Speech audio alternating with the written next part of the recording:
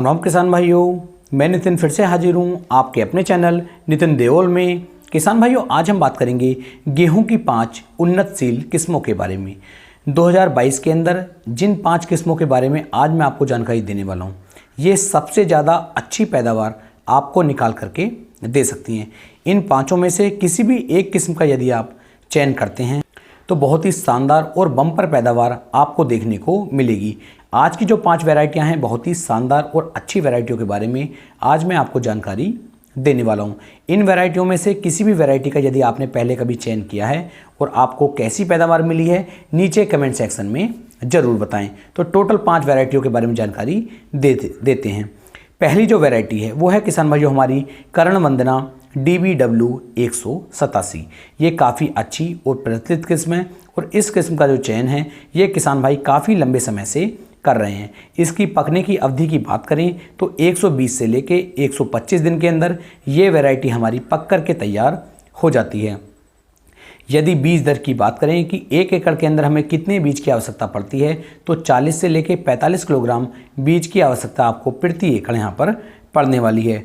बात करते हैं बुआई के समय की कि बुआई का समय हमें क्या लेना होगा। तो 1 नवंबर से लेकर के 10 दिसंबर तक यदि आप इसकी बुआई करते हैं तो शानदार पैदावार ये आपको निकाल करके दे सकती है। बात करते हैं कौन कौन से राज्यों में आप इसकी बुआई कर सकते हैं। तो इसकी बुआई आप पंजाब में कर सकते हैं, हरियाणा में कर सकते हैं, उत्तर प्रदेश में कर सकते हैं, गुजरात में कर सकते हैं, बिहार में कर सकते हैं, असम में कर सकते हैं, पश्चिम बंगाल में कर सकते हैं। और इनके साथ साथ जिन जिन राज्यों के अंदर गेहूं उत्पादित क्षेत्र हैं या जिन जिन राज्यों के अंदर गेहूं की पैदावार ली जाती है, उन राज्यों में भी यदि आप इसकी बुआई करेंगे तो ये अच्छी पैदावार आपको निकाल करके दे सकती है। पौधे की ऊंचाई की बात करें तो 100 सेंटीमीटर के आसपास तक इसके पौधे की ऊंचाई पहुंच जाती है। बात करते हैं इसके उत्पादन की, तो इसका जो उत्पादन है वो आपको 26 से लेके 28 कुंटल प्रति एकड़ तक की पैदावार ये वैरायटी ये किस्म आपको निकाल करके दे सकती है। सिंचाइयों की बात करें कि इसे कितनी सिंचाइयों की आवश्यकता पड़ती है, तो 3 से लेके 4 सिंचाइयों की आवश्यकता इस वैरायटी को आपकी पड़ने वाली है। यदि 3 से लेके 4 सिंचाइयाँ आप करते हैं तो ये आपको शानदार पैदावार निकाल करके दे सकती है। यदि टिलरिंग की बात की जाए तो एक पौधे से आपको 12 से लेके 13 कल्ले ये गेहूँ आपको निकाल करके दे सकती है। श्री राम सुपर 303, इसकी जो ऊंचाई है वो आपको 88 से लेके 100 सेंटीमीटर के आसपास मिलेगी। कम लंबाई का पौधा होने की वजह से ये वैरायटी ये किस्म आपकी नीचे नहीं गिरती है और आपको काफ़ी अच्छी पैदावार निकाल करके दे सकती है। एक पौधे से आपको लगभग 12 से लेके 13 कल्ले देखने को मिल जाएंगे। इसका जो पौधा होता है ये काफ़ी अच्छी तरीके से ग्रोथ करता है और इस किस्म का दाना आपको काफ़ी मोटा व चमकीला नज़र आएगा। साथ ही साथ बालियां काफ़ी लंबी व मोटी किसान भाइयों आपको देखने को मिल जाती हैं। इस गेहूं की यदि आप रोटियां खाना चाहेंगे तो रोटियां भी इसकी काफ़ी अच्छी और स्वादिष्ट किसान भाइयों रहती हैं। बात करते हैं रोगों की कि रोग इसके अंदर कैसे लगते हैं। तो भूरा रतवा हो, झुलसा रोग हो या फिर रस्ट हो, ये रोग इस वैरायटी के अंदर आपको बिल्कुल भी देखने को नहीं मिलेंगे। इन रोगों के प्रति काफ़ी ज़्यादा सहनशील ये वैरायटी है। उत्पादन देखा जाए तो 24 से लेके 28 कुंटल तक की पैदावार ये आपको निकाल करके दे सकती है। यदि आप अगेती बुआई करते हैं तब आपको ये 28 कुंटल तक की पैदावार निकाल करके देगी और यदि आप इसकी पछेती बुआई करते हैं तो 24 कुंटल तक की पैदावार आपको देखने को मिल जाएगी। बात करते हैं इसकी बुआई की कि बुआई इसकी किन किन राज्यों के अंदर हम कर सकते हैं। तो पंजाब में आप इसकी बुआई कर सकते हैं, हरियाणा में आप इसकी बुआई कर सकते हैं, उत्तर प्रदेश में आप इसकी बुआई कर सकते हैं, मध्य प्रदेश में आप इसकी बुआई कर सकते हैं, बिहार और राजस्थान में भी आप इसकी बुआई कर सकते हैं। साथ ही साथ जिन जिन राज्यों के अंदर गेहूं की बुआई की जा सकती है वहां पर भी आप इसकी बुआई कर सकते हैं। अच्छी पैदावार आपको निकाल करके देगी। अब बात करते हैं किसान भाइयों अपनी तीसरी वैरायटी के बारे में। तीसरी वैरायटी है किसान भाइयों हमारी पूषा यशस्वी HD 3226। ये भी बहुत ही शानदार और अच्छी वैरायटी है। इसका चयन भी जिन जिन किसान भाइयों ने किया है उन्हें काफ़ी शानदार और अच्छी पैदावार देखने को मिली है। ये किस्म आपकी 142 दिन के अंदर पक कर के तैयार हो जाती है। बात करें बुआई के समय की तो लगभग 25 अक्टूबर से शुरुआत करके 15 नवंबर तक यदि आप इसकी बुआई करेंगे तो अच्छी पैदावार ये आपको निकाल करके दे सकती है। बात करते हैं कौन कौन से राज्यों में आप इसकी बुआई कर सकते हैं। तो उत्तर प्रदेश, हिमाचल प्रदेश, जम्मू कश्मीर, असम, हरियाणा, उत्तर प्रदेश, गुजरात, बिहार आदि राज्यों में आप इसकी बुआई कर सकते हैं। इसकी हाइट की बात करें, इसकी लंबाई की बात करें तो 100 सेंटीमीटर के आसपास तक इसकी लंबाई आपको देखने को मिल जाती है। बालियां इसकी काफ़ी लंबी और सुंदर और चमकदार किसान भाइयों आपको देखने को मिल जाएंगी। उत्पादन की बात करें तो 26 से लेके 28 कुंटल प्रति एकड़ तक की पैदावार इस किस्म ने किसान भाइयों को निकाल करके दी है। पीला रतुआ हो, काला रतुआ हो, ये रोग इसके अंदर बहुत ही कम देखने को मिलेंगे।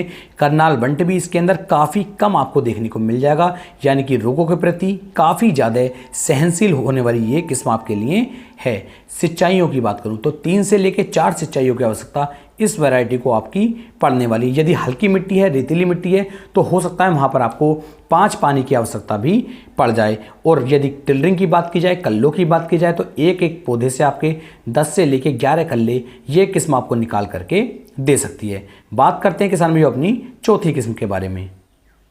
चौथी किस्म है किसान भाइयों हमारी करण नरेंद्र DBW 222। ये भी एक शानदार और अच्छी वैरायटी है किसान भाइयों। यदि बीज की मात्रा की बात करूं तो 40 से लेके 50 किलोग्राम प्रति एकड़ तक बीज की आवश्यकता इस वैरायटी की आपको पड़ने वाली है। पकने की अवधि देखी जाए तो 140 से लेके 142 दिन के अंदर ये वैरायटी, ये किस्म आपकी पक करके तैयार हो जाती है। बुआई के सही समय की बात की जाए तो 25 अक्टूबर से लेकर के 25 नवंबर तक यदि आप इसकी बुआई करते हैं तो बिल्कुल सही और सटीक समय ये आपकी गेहूं की बुआई के लिए रहता है। सिंचाइयों की बात करें तो 3 से लेके 4 सिंचाइयों की आवश्यकता आपकी इस वैरायटी को भी किसान भाइयों पड़ जाती हैं। बालियां इसकी लंबी और अधिक दानों वाली होती हैं और काफ़ी चमकदार भी ये भी आपको देखने को मिलेंगी, जिसकी वजह से इसकी जो पैदावार है वो काफ़ी ज़्यादा बढ़ जाती है। उत्पादन देखा जाए तो लगभग ये आपको 26 से लेके 30 कुंटल तक की पैदावार निकाल करके दे सकती है। यदि आपने सही समय पर इसकी बुआई कर दी, यानी कि 25 अक्टूबर के आसपास आपने इसकी बुआई कर दी है तो ये आपको 28 से लेके 30 कुंटल तक की पैदावार निकाल करके दे सकती है। बीमारी बहुत कम रोग इसके अंदर आपको देखने को मिलेंगे। रोग प्रतिरोधक क्षमता जो है वो इस वैरायटी के अंदर काफ़ी ज़्यादा आपको देखने को मिलेगी।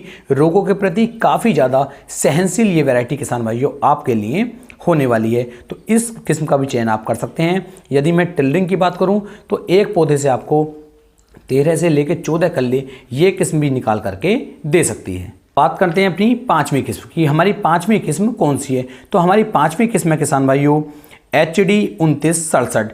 HD 2967 किसान भाइयों के लिए काफ़ी लंबे समय से बिल्कुल लोकप्रिय बनी हुई है। काफ़ी पसंदीदा किस्म किसान भाइयों की ये रह रही है काफ़ी लंबे समय से। बीज की मात्रा की बात करूं तो HD 2967 का जो आपको बीज लेना है वो आपको लगभग किसान भाइयों 40 से लेके 50 किलोग्राम प्रति एकड़ के हिसाब से ही लेना है।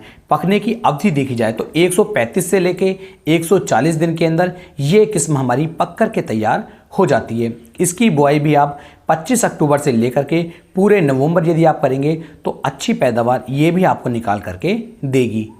सिंचाइयों की बात करें कि कितनी सिंचाइयों की आवश्यकता पड़ती है तो 3 से लेकर 4 सिंचाइयों की आवश्यकता आपकी HD 2967 को भी पड़ जाती हैं। बालियां इसकी भी काफ़ी अच्छी और शानदार आपको देखने को मिल जाती हैं।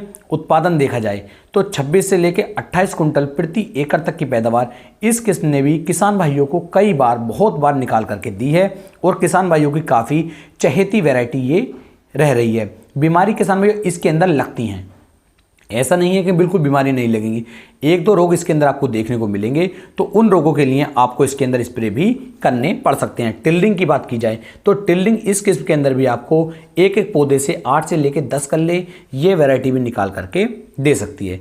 ये मैंने टोटल 5 किस्मों के बारे में आपको संपूर्ण जानकारी दे दी है, लेकिन यहाँ पर आपको थोड़ा सा ध्यान देना है कि जितनी पैदावार जितना उत्पादन मैंने आपको बताया है, यदि इतना ही उत्पादन आपको चाहिए तो आपको अपने खेत के अंदर जो बीज आप डाल रहे हैं बीज को उपचारित करने के बाद ही डालें। अपनी फसल के अंदर किसी भी तरह की फंगस का या किसी भी तरह के कीटों का कोई भी अटैक ना होने दें,